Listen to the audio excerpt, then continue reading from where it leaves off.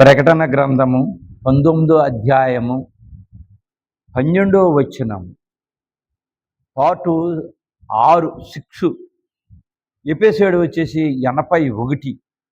ఇదందరూ చూసి సబ్స్క్రిప్షన్ చేసి లైక్ చేసి షేర్ చేయండి, అందరికీ తెలియపరచండి. దేవుని దీవెనలు మీరు పొందండి. జనములను కొట్టుటకే ఆయన నోట నుండి వాడికల ఖడ్గము బయలు వెళ్ళుచున్నది. ఖడ్గము అంటే ఇక్కడ యుద్ధము. ఇంకా నమ్మడం లేదు. ఇన్ని జరిగినా, ఇన్ని పాతలు పోసిన సముద్రాలు, కాలువలు మొత్తం అన్నీ కూడా రక్తమయమైపోయినా, ఇన్ని చేసినా ఇంకా మార్పు రాలేదు. అందుకని ఈ మార్పు కోసం ఆయన నోట నుండి వాడిగల ఖడ్గము బయలు వెళుచున్నది. ఆయన ఇనుప దండముతో వారిని వేలును. శ్రమలు, ఇనుప దండం అంటే శ్రమలు, బాధలు, వీటితో వేలుచున్నారు. ఆయనే సర్వాధికారి, దేవుని తీక్షణమైన ఉగ్రత. ఆయన తప్ప సర్వాధికారి ఎక్కడ కూడా లేదు. భూలోకంలో కానీ, పరలోకంలో కానీ, పాతాళ లోకంలో కానీ ఎవరు లేదు. సర్వాధికారి ఒక్కనే. అతను ఎవరంటే యెహోవా తండ్రి గారు. అతను తప్ప ఎవరూ లేరు. దేవుని తీక్షణమైన ఉగ్రతను మద్యపు తొట్టి త్రొక్కును. దేవుని అంటే ఇక్కడ యెహోవా తండ్రి తీక్షణమైన ఉగ్రత. అతను మండిపోతున్నాడు. ఇంకా మార్పు రాలేదే, ఇంకా మార్పు రాలేదే అని అతనికి కోపం వస్తే, ఉగ్రత వస్తే ఏం జరుగుద్దో తెలుసా? భూమి మీద ఏం జరిగింది? నోవా కాలంలో జలప్రళయం వచ్చింది. గొమొర్రా పట్టణంలో నాడ అగ్ని కుమ్మరింపజేశారు. మరి ఈ ఎవరన్నా ఆపగలిగారా? ఎర్ర సముద్రాన్ని చీల్చిన తర్వాత ఈజిప్టు జనం నాశనం అయిపోతుంటే ఆపు చేశారా? ఇప్పుడు గాజా ఉంది, అది ఏమన్నా ఆపు చేయగలుగుతున్నారా? అతను కోపం వస్తే ఎవ్వరు తట్టుకోలేరు. కాకపోతే ఒక్క మనిషి నశించిపోవటం అతనికి ఇష్టత లేదు గనక సహిస్తున్నారు. మద్యపు తొట్టి తొక్కును. ఈ వాక్యంలో అర్మగెద్దోను యుద్ధం యొక్క ప్రవచనం మరింత వివరంగా ఉన్నది. ఈ అర్మగెద్దోను యుద్ధం 6వ నది కాడ 80 ఎపిసోడ్లు, అన్ని ఎపిసోడ్లు కూడా ఇంచుమించులోని ఈ యుద్ధం కోసం ఎక్కువగా చెప్పాము. ఈ 19వ అధ్యాయంలో ఇంకా ఎక్కువగా వ్రాయబడి ఉంది. ఈ అర్మగెద్దోను యుద్ధం యొక్క ప్రవచనం మరింత వివరంగా ఉన్నది. ఇందులో ఇంకా వివరంగా రాశాము. మార్కు సువార్త 16:15లో మీరు వెళ్ళి సమస్త రాష్ట్రములకు సువార్త ప్రకటించమనెను శిష్యులకు చెప్పాడు. 12 మంది శిష్యులకు చెప్పారు, మీరు రాష్ట్రాలకు వెళ్ళి సువార్తని ప్రకటించండి, అందరికీ తెలియాలా. రేపు తీర్పు రోజున నాకు తెలియలేదే, నిజమైన దేవుడే ఎవరు అని బాధపడతారు గనక మీరు వెళ్ళి సువార్తని ప్రకటించండి. ఇక్కడ జనములను కొట్టడనే మాట దానికి వ్యతిరేకంగా వ్రాయబడి ఉన్నది. కొట్టుట అన్నదాన్ని వ్యతిరేకంగా ఉన్నది. ప్రభు ఈ మాట చెప్పినప్పుడు జనములు, సమస్త రాష్ట్రములు, ఈ మాట ఎప్పుడైతే ప్రభు చెప్పాడు, ప్రపంచంలో ఉన్న జనము, తర్వాత సమస్త రాష్ట్రములు, సమస్త అంటే అన్ని, ప్రపంచంలో ఉన్న రాష్ట్రాలన్నీ సువార్త తెలియకుండా ఉన్నవి. ఈ రాష్ట్రాల్లో కొన్ని చోట్ల సువార్త తెలియకుండా ఉన్నవి. అది కూడా వెళ్ళి తెలియపరచండి. ఇప్పుడు అందరికీ సువార్త తెలియజేయబడినను, లోకంలో ఉన్న సువార్తని ప్రజలందరికీ తెలియజేయబడినను వారు మారు మనసు పొందలేదు. సువార్త వింటున్నారు, వదిలేస్తున్నారు. ప్రకటన గ్రంథం వింటున్నారు, వదిలేస్తున్నారు. కానీ మారు మనసు లేదు. విమానంలో నీకు వెళ్ళాలంటే టికెట్ కావాలి, అలాగే ట్రైన్లో వెళ్ళాలంటే టికెట్ కావాలి. మరి అలాగే పరలోకానికి వెళ్ళాలంటే మారు మనసు కావాలి. అంతేగాని మత మార్పిడి మాత్రం కాదు, దేవునికి దత్తపుత్రత కావాలి. వారు మారు మనసు పొందలేదు గనుక వారిని కొట్టివేయమనే వ్రాయబడి ఉన్నది. వీళ్ళు మారు మనసు పొందలేదు. ఇప్పుడు వచ్చేసి మన దగ్గరికి ప్రభు అంటున్నారు శ్రమలు వచ్చినప్పుడు. ఇక వీళ్ళు మాత్రం కుదరదది, ఇప్పుడు మారు మనసు సమయం అయిపోయింది అని రేపొద్దునికి దేవుడు చెప్తే నువ్వు నేను ఏమి చేయలేదు. దీపం ఉన్నప్పుడు ఇల్లు చక్కపెట్టుకోమన్నారు కనుక ఇప్పుడు మీరు మారు మనసు పొందండి, దేవుని బిడ్డలుగా దత్తపుత్రులుగా అవ్వండి. నమ్మిన ఎడల ప్రభు రక్షించి యుండును. వాళ్ళ ముందే మారు మనసు పొంది దేవుని యందు నిరీక్షణ కలిగి ఉంటే మీకు రక్షణ దొరుకును. 2000 సంవత్సరాల ముందుగా చెప్పబడిన ఈ మాటకు ముంగుర్తుగా ఈ వచనము ఉన్నది. 2000 సంవత్సరాల క్రితం నుండి కూడా ఈ ప్రభు భూమి మీదకి వచ్చినప్పటి నుంచి కూడా ఎక్కువగా సువార్త ప్రజలకి అందజేస్తున్నారు. అయినా కూడా మార్పు రావడం లేదు, దేవుని యందు విశ్వాసం ఉంచడం లేదు. సమస్త రాష్ట్రములు అనగా సమస్త జనములు, లోకములో ఉన్న ఈ జనాలందరూ కలిసి మనలో ఎవరైనా 7 సంవత్సరముల శ్రమలను, సువార్తను, పరిశుద్ధాత్మ బాప్తిస్మము, పెళ్లి కుమార్తె వరుస తెలిసి కొనను.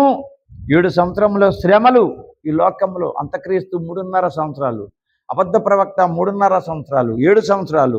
సువార్తను, పరిశుద్ధాత్మ బాప్తిస్మము, సువార్తని చెప్పిన తర్వాత పరిశుద్ధాత్మ బాప్తిస్మము. ఈ పరిశుద్ధాత్మ బాప్తిస్మం ఈ లోకంలో ఉన్న బోధకులు ఇచ్చేది కాదు. పరిశుద్ధాత్మ బాప్తిస్మం అంటే యేసు ప్రభువే ఇవ్వాలి. పెళ్లి కుమార్తె వరుస తెలిసికున్నను. ఈ పరిశుద్ధాత్మ బాప్తిస్మము మనం దేవుని దగ్గర తెలుసుకున్నప్పుడే. ఇంకా చాలా బాప్తిసాలు ఉన్నాయి. అగ్ని బాప్తిస్మం అన్నది. ఇవన్నీ తీసుకున్న తర్వాతే పెళ్లి కుమార్తెగా సిద్ధపాటు. శ్రమలను అనుభవించి మారు మనసు పొందకపోతే, ఈ మారు మనసు పొందకపోతే శ్రమలు అనుభవిస్తున్నావు, ఈ లోకంలో బాధలు అనుభవిస్తున్నావు. ఈ అనుభవించినప్పుడు కూడా నీవు మారు మనసు లేకపోతే, సిద్ధపడకపోతే శిక్ష తప్పదు. మారు మనసు తీసుకొని సిద్ధపడాలి. ఇప్పుడు అన్నీ కూడా ఏరే వాతావరణంగా జరుగుతున్నాయి. అవి స్థిరంగా నిలబడవు. దానికి గుర్తు మోషే కాలంలో జరిగిన విషయము లాస్ట్కి దేవునిదే నిలబడింది. గారిడి బూరిడి చేసేవాళ్ళు పోయినాయి. ఈ రోజున కూడా గారిడి బూరిడి చేసి అది నిజం ఇది నిజం అంటున్నారు, కానీ నిజమైన దేవుని దగ్గరికి రావడం లేదు. ఆ శిక్ష ఈ వచనంలో కొట్టుట అని వ్రాయబడినది. ఆ శిక్ష ఈ రోజున వ్రాయబడినది. మనలో ఎవరైనా ఇప్పుడు మారు మనసు పొందక 7 సంవత్సరముల శ్రమకాలంలో మారు మనసు పొందలేరు. ఇదంతా అబద్ధం. పోనీలే, ఆ శ్రమలు వచ్చినప్పుడు అప్పుడే మారు మనసు పొందాం, ఇప్పుడు ఏంటి కంగారు ఏంటి అని మీ ఆలోచన, ప్రజల ఆలోచన ఉండిన ఎడల అప్పుడు మారు మనసు పొందలేరు. మీకు ఎవరు మారు మనసు ఇవ్వరు. ఇట్టి వారు పెళ్లి కుమార్తె వరుస కొరకు సిద్ధపడి గట్టు దాటి 7 సంవత్సరాల శ్రమలో ప్రవేశించిన ఎడల మారు మనసు పొందుట చాలా కష్టము. ఒకవేళ ప్రార్థన చేసి సన్నిధి చేసి ఒకవేళ ఎన్ని చేసినా కూడా ఆ కాలంలో 7 సంవత్సరాల కాలంలో అందులోకి వెళ్ళి పర్లేదు మారు మనసు ఇప్పుడు ఇవ్వండి అని అంటే అది జరిగే పని కానే కాదని ప్రకటన గ్రంథం యేసు ప్రభు స్పష్టంగా ఇక్కడ చెప్తున్నారు. ఆదికాండము 5వ అధ్యాయంలో పితామహుడైన హానోకు జల ప్రళయమునకు ముందే జీవించి ఉన్నవాడు.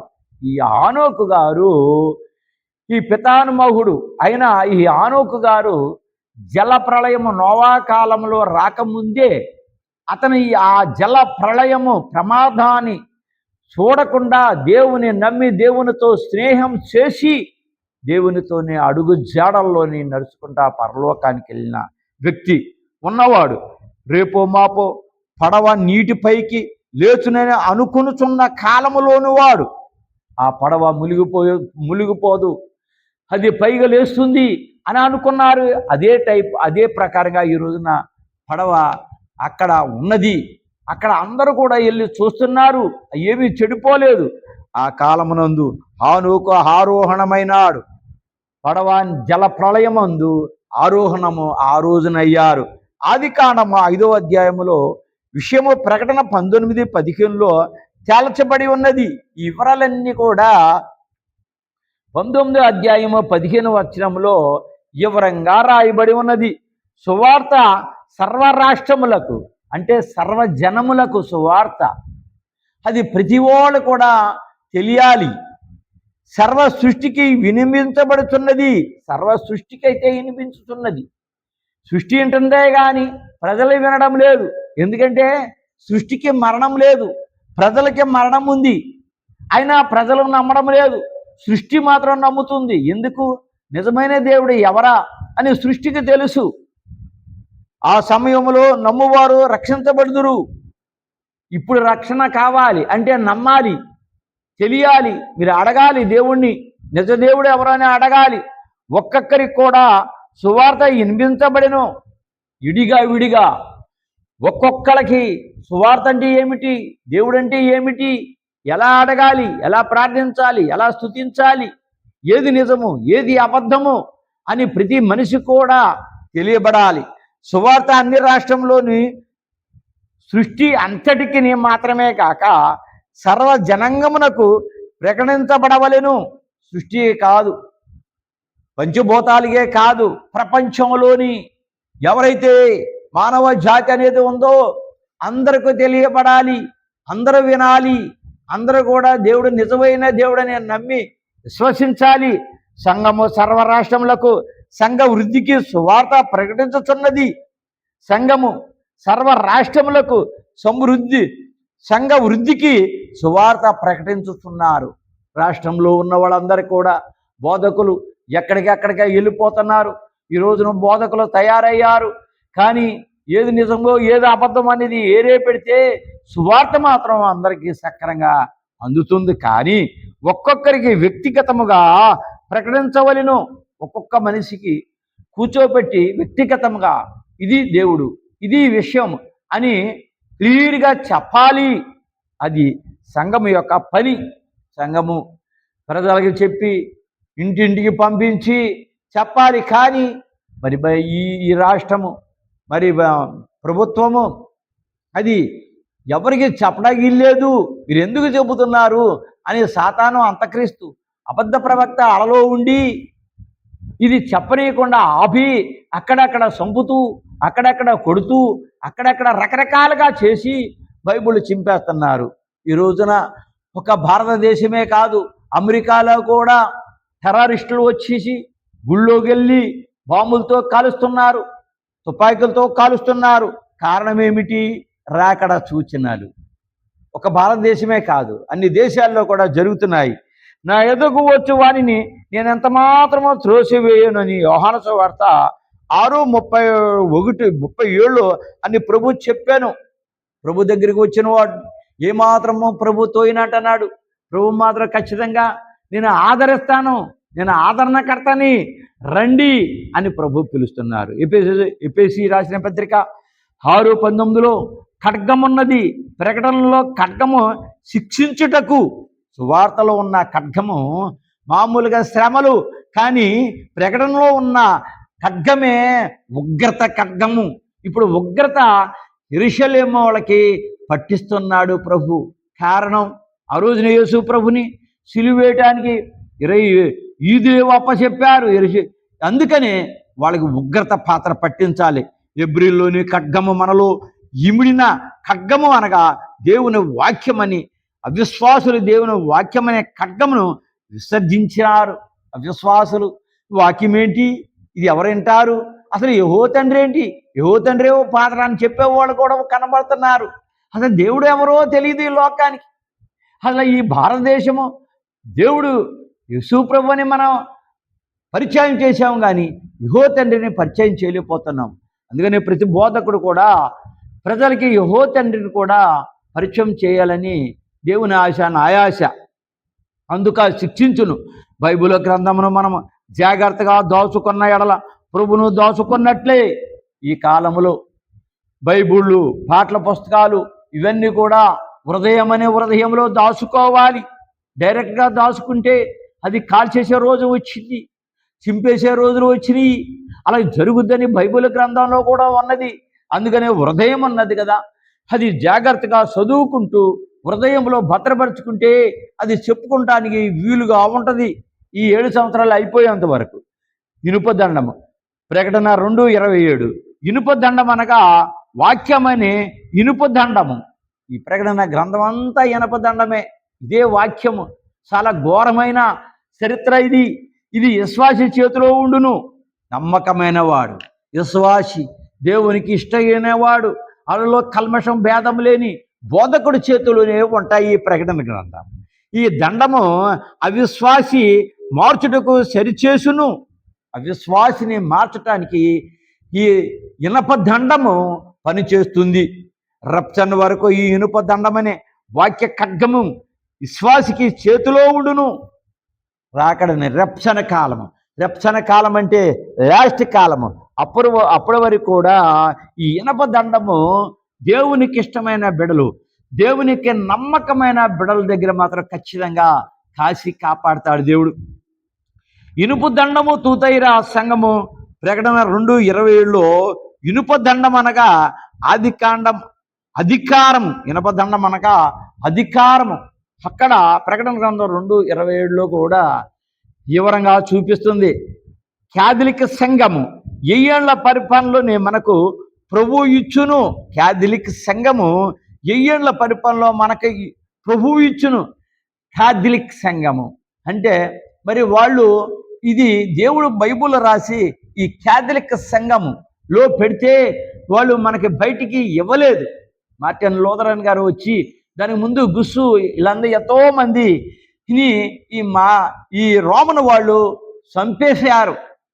అయితే ఆ బైబిల్ బయటికి రావడానికి ఎంతోమంది ట్రై చేశారు, కానీ ఎవరు తీసుకురాలేకపోయారు, చంపేశారు. లాస్ట్కి మార్టిన్ లూథరన్ గారు 1825 భాషల్లో విడుదల చేశారు. అది కూడా ఒక రాణి గారు, మరి ఆ రాణి గారు ద్వారాగా మరి ఇది జరిగింది. డబ్బు పెడతంలోని ప్రభు 1000 ఏళ్ల పాలన కాలంలో ఇనప దండముతో వచ్చును. ఇదివరకు గాడిద మీద వచ్చారు, కొట్టుకోమన్నారు, తిట్టుకోమన్నారు, రకరకాలుగా చెప్పారు. కానీ ఇప్పుడు అలా రావడం లేదు. అతను ఎవరి మీద వస్తున్నారు? ఇప్పుడు గుర్రం మీద వస్తున్నాడు, కత్తి పట్టుకొని వస్తున్నాడు. 1000 ఏళ్ల పాలన కాలంలో ఇనుప దండముతో వస్తున్నాడు. కత్తి అంటే ఇనుప దండము, శ్రమలు, బాధలు, వీడితో వస్తున్నాడు. ప్రభా నాకు తెలియదయ్యా, నన్ను క్షమించయ్యా. ఏ మార్గం లేదు, ఎవరు అప్పుడు ఉండరు. ఇతను ఒక్కడే ఉంటాడు, ఇతను ఒక్కడే మాట్లాడతాడు, ఒక్కడే ప్రజల దగ్గరికి వస్తాడు, ఇంకెవరు రారు. ఏదైనా పేరు చెప్తే మమ్మల్ని అన్నారు, మా వాళ్ళు అన్నారని ఇప్పుడు రెచ్చిపోతాం తప్ప రెండోది ఏమీ ఉండదు. ఆ రెచ్చిపోయిన వాళ్ళు మా దగ్గరకు రావటం అవన్నీ జరగటం ఎన్నో జరిగినాయి. అందుకని ఇది మాత్రం ప్రభు దగ్గరికి వస్తారు. ఒకటి, ఆయన చేతిలో ఇనపదండం ఉన్నది, అతని చేతిలోని ఇనపదండం ఉన్నది ప్రతి వాళ్ళు కూడా బుద్ధి చెప్పడానికి. 2, ఆయన నోటిలో వాడి అయిన ఖడ్గం ఉన్నది. నోటి మాట, ఆ మాట వాడి అయిన ఖడ్గము. ఉప్పు అంటే అగ్ని వస్తుంది, ఉప్పు అంటే అందులో నుంచి ఏది కావాలంటే తుఫాను, గాలి, వర్షము సమస్తము వస్తుంది. ఎందుకని 6 రోజుల్లోని ఈ లోకాన్ని తయారు చేసిన దేవుడు మిగిలిన అతని చేతిలో లేదని ఎందుకు అనుకోవాలి? అలాగే 7వ రోజున విశ్రమించమన్నారు. అసలు విశ్రమిస్తున్నారా? దేవుని ఎందుకు నిరీక్షించుతున్నారా? 3, ప్రభు హృదయంలో అధికారం ఉన్నది. అతను నోటి ఇప్పితే ఆ నోటి మాట పని చేసుకొస్తుంది, కానీ తిరిగి వెళ్ళదు. ఖచ్చితంగా పని జరుగుతుంది. తండ్రి నోటంట మాట ఇప్పితే చాలు. ప్రకటన గ్రంథము 19:16 సైతాను మన మీద పందెము వేసి ప్రకటన పాడు చేయుదునని బెదిరించును, కానీ దానికి సంఘములో లోబడదు. బెదిరించింది. ఈ వాక్యాన్ని 19వ వాక్యాన్ని నేను చెప్పడానికి నాకు ఆటంకంలో 1 రోజు కాదు, 2 రోజులు కాదు, ఈ సెంట్రల్లోనే ఉన్న ఆటంకాలన్నీ కూడా అదే తీసుకొచ్చింది. ఈ రోజును కూడా అది ఆటంకం పెట్టాలనే ఉంది, కానీ దాని ఆటంకాలకి నేను ఆగలేదు. నా తండ్రి వెనకాల పక్షాన ఉన్నాడు, యేసయ్య ఉన్నారు. ఎందుకు ఆపుతారు?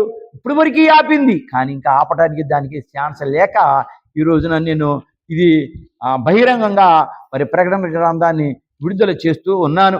ఇంత శ్రమలో, ఇంత బాధలో నిన్ను విడుదల చేస్తే మీరు చూసి వినకుండా పైకి గెంటేస్తే ఎలా కుదురుద్ది? బెదిరించు, కానీ దానికి సంఘములో లోపడదు. సంఘములో ఉన్నవాడు, మాలాంటి వాళ్ళు లోపడము. సాతాన్ని క్రియలు, సాతాన్ని తలంపలకి అది తలవంచవలసిందే, కానీ మేము మాత్రం తలవంచము. ప్రకటన గ్రంథం 10:19-17 ఒక దూత సూర్యుని బింబములో నిలిచి దేవుని గొప్ప విందునకు రండి అని ఆకాశం మధ్యమందు ఎగురుచున్న సమస్త పక్షులకు చెప్పును. ఒక దూత సూర్యుని బింబములో నిలిచి, అంటే ఒక దూత ఆ యుద్ధానికి వచ్చేటప్పుడు, అర్మగెద్దోనుకి యుద్ధానికి వచ్చేటప్పుడు ఒక దూత అక్కడ ఉండి అక్కడ పక్షులకి ఏమని చెప్పమని ఆర్డర్ ఇచ్చాడంటే దేవుడు, అబ్బాయి పక్షులారా, మీకు మంచి విందు ఉంది, ఆ విందుకు రండి. ఆ మంచి విందు ఏమిటంటే మనుషుల రాజుల మాంసాన్ని పీకి తినే విందు ఉంది, రండి అని ఆ పక్షులకి చెప్పడం ఈ దేవదూతలు చెప్పారు. దేవుని గొప్ప విందునకు కూడి రండి అని ఆకాశ మధ్యమందు ఎగురుచున్న సమస్త పక్షులకు పిలిచెను. దేవదూతలు వెళ్ళి పిలిచారు. అసలు ఆ మాంసం ఎక్కడ దొరుకుతుంది, ఎలా దొరుకుతుంది? దేవుడు ఆత్మ కదా, సాతాను ఆత్మ కదా, సాతాను వెనకాల ఉన్న వాళ్ళ ఆత్మలు కదా, సాతాను వెనకాల ఉన్న వాళ్ళ ఆత్మలు కదా అని ఈ రోజున ఈ కాలంలో అంటే 2-3 రోజుల్లో ప్రభుని అడగటం జరిగినప్పుడు దర్శకులకి ఇచ్చిన మాట ఏమిటంటే రాజులు, ఈ రాజులు సాతాను గుంపుల్లో ఉంటారు. వాళ్ళు అక్కడ యుద్ధంలో వాళ్ళు మరణించినప్పుడు వాళ్ళ మాంసాన్ని ఈ పక్షులు తింటాయి అని మాకు తెలియపరిచారు. 1 రాజులు, 2 సహస్రపతులు. సహస్రపతులు అంటే రాజుకు సహాయం చేసేవాళ్ళు. 3 బలిష్ఠులు, బలముతో. ఈ లోకంలో నేను తప్ప ఎవడు లేడు, నా దగ్గర డబ్బు ఉంది, బలగం ఉంది, ఆస్తి ఉంది, అంతస్తు ఉంది, నన్ను ఎవరు ఏమి చేయలేరు అని బలిష్ఠులు. గుర్రములు, వాటి మీద వీటి మీద గుర్రాలు వేసుకొచ్చే గుర్రాలు. ఈ గుర్రాలు కూడా మాంసానికి బలైపోతాయి. 5 గుర్రాల మీద కూర్చున్నవారు రాజులు, గుర్రాల మీద కూర్చొని సారి చేసేవాళ్ళు. 6 స్వతంత్రులు, ఈ లోకం నాది, ఈ డబ్బు నాది, ఈ వాతావరణం నాది అని స్వతంత్రులు. 7 దాసులు, వాళ్ళకి సంబంధించిన దాసులు. కొద్దివారు గొప్పవారు. 8 కొద్దివారు, కొంతమంది అక్కడ. అలాగే గొప్పవారు, ధనికులు. ఇట్టివారి మాంసము విందుకు భుజించుడి రండి అని దేవదూత పిలిచాను. ఎవరికి? అక్కడ ఉన్న పక్షులకి ఈ రీతిగా పిలిచారు. ముందుగా దేవుని పరలోకమందు గొప్ప పెళ్లి విందు చేసిరి. పరలోకములో దేవుని పరలోకమందు గొప్ప విందు చేసిరి. భూలోకం మీద బూరమోగానే ప్రభు ఎదురు వచ్చిన తర్వాత భూలోకం మీద ఉన్న పెళ్లి కుమార్తె ఎదురు వెళ్ళినప్పుడు, అక్కడ వివాహం జరిగినప్పుడు అక్కడ గొప్ప విందు జరిగింది. ఆ విందులకు రాని వారిని 9 రకాల మాంసపు విందుగా పక్షులకు, మృగములకు దేవుడు చేసి ఉన్నాడు. ఆ ఇందుకు రాని వాళ్ళని ఎవరు రారు? దేవుని యందు విశ్వాసం లేనివాడు, దేవుని యందు నమ్మకం లేనివాడు, పెళ్లి కుమార్తె వరుసలోని మిస్ అయిపోయిన వాడు, రక్షణ లేనివాడు, వీళ్ళు ఎలుగు వెళ్ళలేరు. వాళ్ళందరూ కూడా నమ్మలేని వాళ్ళు పక్షులకి విందుగా ఈ లోకంలో తయారవుతుంది. ఇది ఎంతో విచారము, చాలా విచారకరము. 30 సంవత్సరాలు 35 సంవత్సరాల క్రితం ఇది రాశాను అన్నారు, కానీ 19 అధ్యాయం మాత్రం అప్పుడు కాదు, ఇప్పుడే రాయగటం అనేది జరిగింది. ఇది ఇప్పుడు రాయటానికి లేట్ అయ్యింది. ఈ లేట్ అయినప్పుడు ఈ మాంసం ఎక్కడంటే ఇప్పుడు నేను పైన ఉదాహరించిన విధానంగా ఆ మనుషుల మాంసాన్ని పక్షులు తింటాయని ప్రభు చెప్పారు. పెళ్లి విందుకు వెళ్ళి ఉంటే ఆ పెళ్లి విందు అంది ఉండును. పెళ్లి విందుకు ఎలా వెళ్తారు? ఈ లోకంలో తయారు కాకపోతే, వధు సంఘం కింద తయారైపోతే, పెళ్లి కుమార్తె కింద తయారవ్వాలంటే నువ్వు రక్షణ తీసుకోవాలి, దేవుని యందు విశ్వసించాలి, సన్నిధి చేయాలి, ప్రార్థన చేయాలి. ఇవన్నీ లేకపోతే నీకు పిలుపు రాదు కదా. సృష్టి మొదలు సృష్టి అంతము వరకు లోకంలో ఉన్న నరులకు దేవుని గడువులను ఇచ్చాను.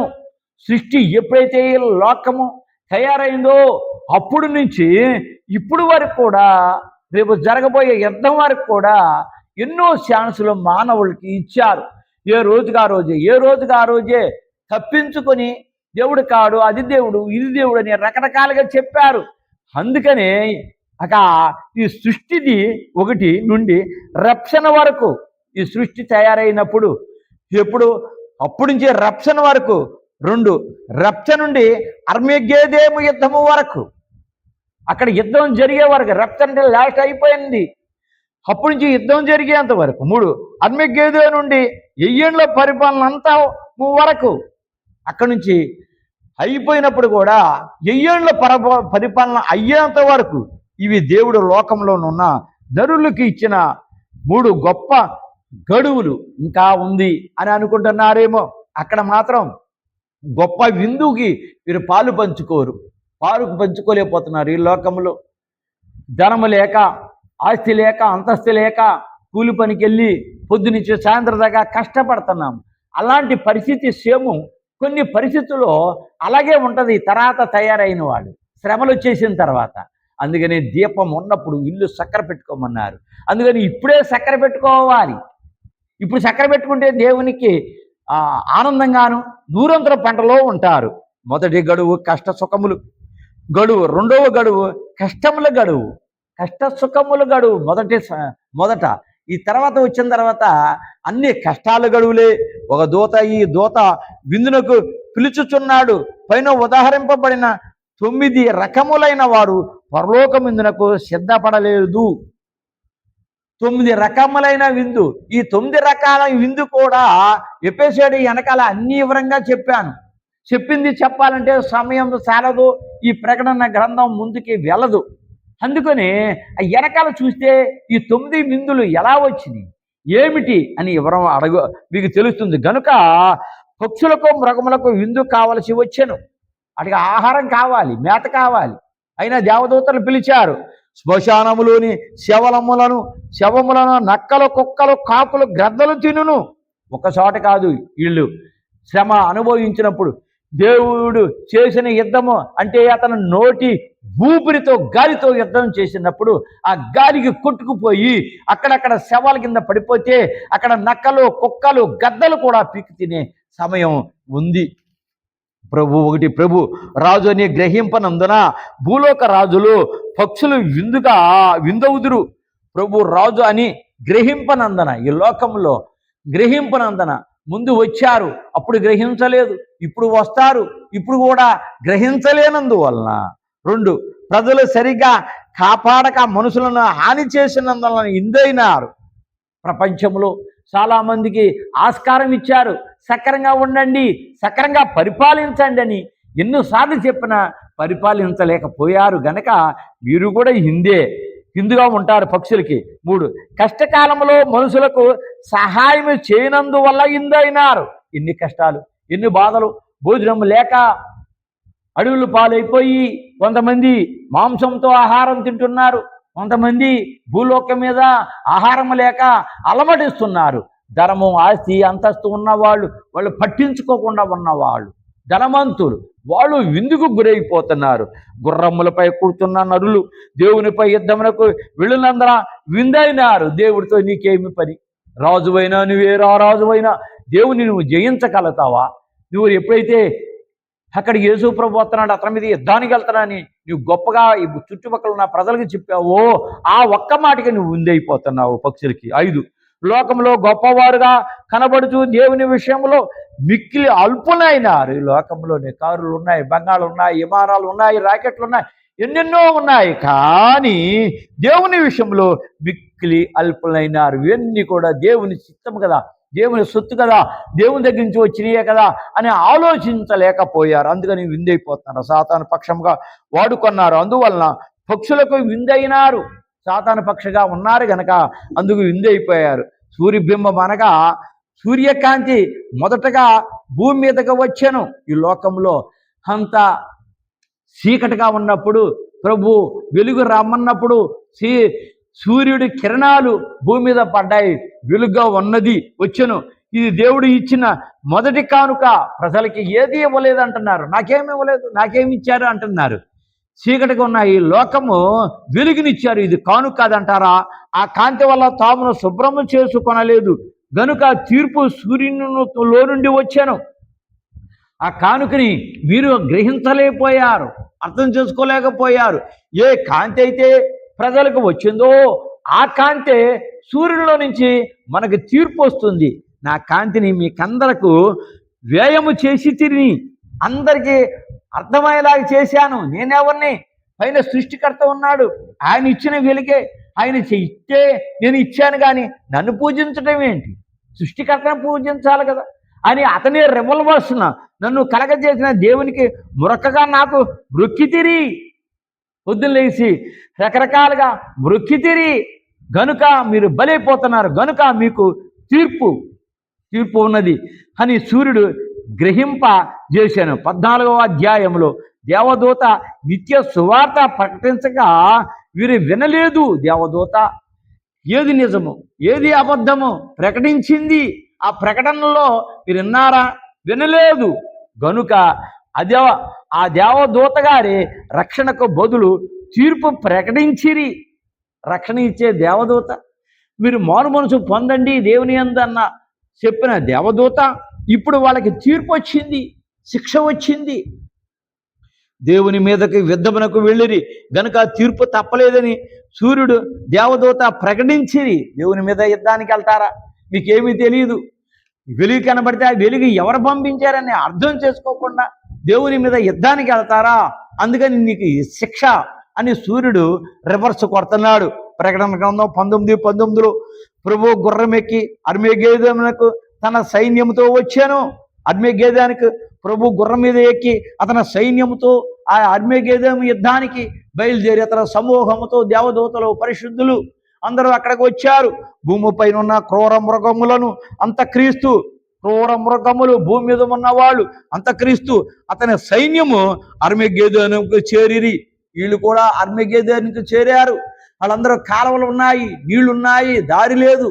అయితే దేవదూతలు కుమ్మరించగా, పాతల్లో కుమ్మరించగా అవన్నీ కూడా కాలువలు ఎండిపోయినాయి. అందరు కూడా అర్మేగేదోను యుద్ధానికి చేరుకున్నారు.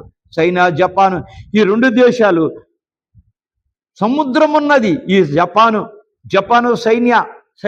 జపాను చైనా ఈ జనాలు కూడా వీళ్ళు కూడా రావాలంటే సెంట్రల్ ఏమున్నాయి? సముద్రం ఉన్నది. ఇరుపక్షాల సైన్యంలో రెండు ప్రక్కలను ఉన్నారు. ఈ సముద్రం అడ్డ ప్రకారంగా అడ్డం ఉంది కనుక అటు ఇటు ఉన్నారు వాళ్ళు రెండు దేశాలు. ఎవరో ఒకరు యుద్ధమును ఆరంభించవలను, ఎవరో ఒకళ్ళు యుద్ధాన్ని ఆరంభించాలి కదా. చాలాసేపు వరకు అందరూ ఊరుకున్నారు. ఈ సముద్రం సెంటర్ ఉండటంలో ఎవరు కూడా యుద్ధం చేయకుండా ఊరుకున్నారు. ఎవరు ముందు వచ్చి తుఫాను పేల్చుదురో వారు ముందు చనిపోయాను. ఎవరు పేల్చారట? తుపాకీ ఎవరైతే గురిపెట్టి పేల్చారో వాళ్ళే మరణం పొందారు. జపాను వారు ముందు తుపాకీ పేల్చిరి, చైనా వారు తర్వాత యుద్ధము చేసిరి. ముందు జపాన్ వాళ్ళే తుపాకీతో కాల్చారు, ఆ తర్వాత చైనా వారు తర్వాత యుద్ధము చేసిరి. ఇప్పుడు అర్మగేదోను భూభాగమునందు రెండు పక్షముల వారు యుద్ధమునకు సిద్ధపడి ఉన్నారు. ఈ భూభాగములో అర్మగేదోను భూభాగమునందు రెండు పక్షముల వారు యుద్ధమునకు సిద్ధపడి ఉన్నారు, యుద్ధానికి రెడీ అయిపోతున్నారు. ఎవరు యుద్ధము ఆరంభించవలెను?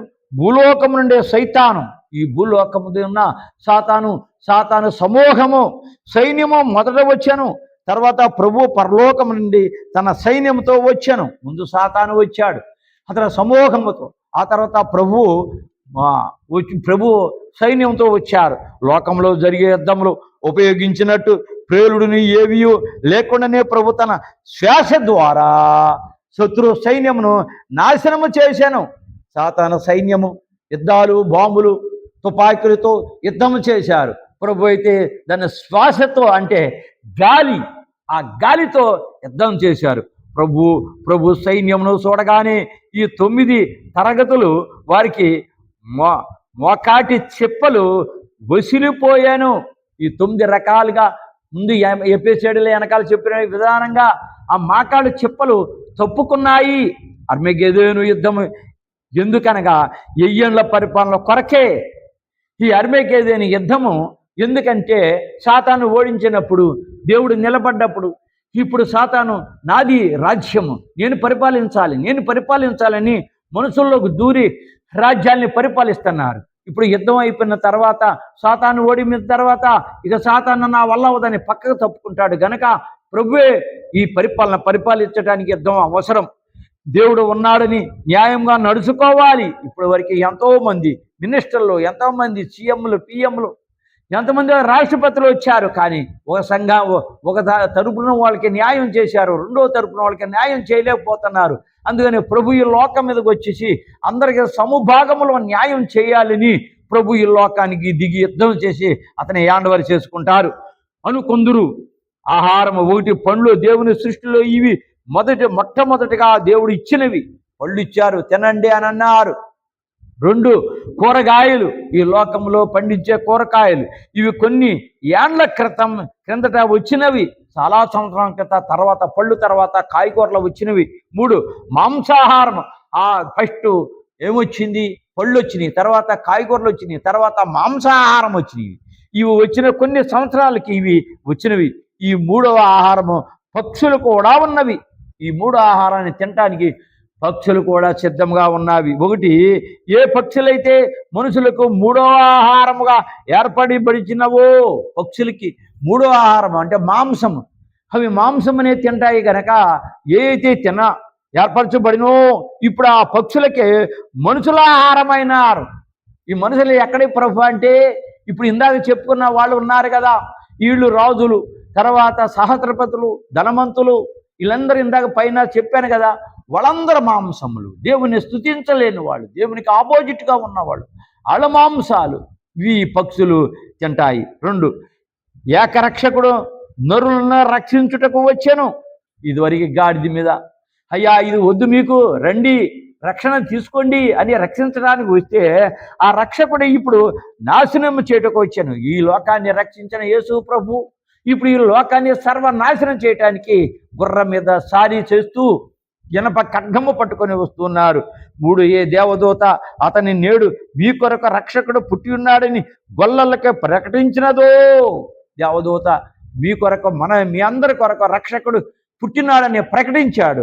ఆ రక్షకుని నోటి ఊపిరి చేత అర్మగెద్దోను యుద్ధములో తిరుగుబాటుదారులు నాశనమైరి. ఎవరైతే దేవునికి తిరుగుబాటు చేశారో వాళ్ళందరూ కూడా నాశనం అయిపోయారు. దేవునికి స్తోత్రం, దేవునికి మహిమ కలుగును గాక. సబ్స్క్రిప్షన్ చేయండి, అందరూ లైక్ చేయండి, షేర్ చేయండి, అందరికీ తెలియపరచండి. దేవుడు మిమ్మల్ని దీవించి ఆశీర్వదించాడు. ప్రభా, ఎవరైతే తెలియపరుస్తారో వాళ్ళని దీవించి ఆశీర్వదించమని యేసునందరూ తండ్రి. ఆమేన్.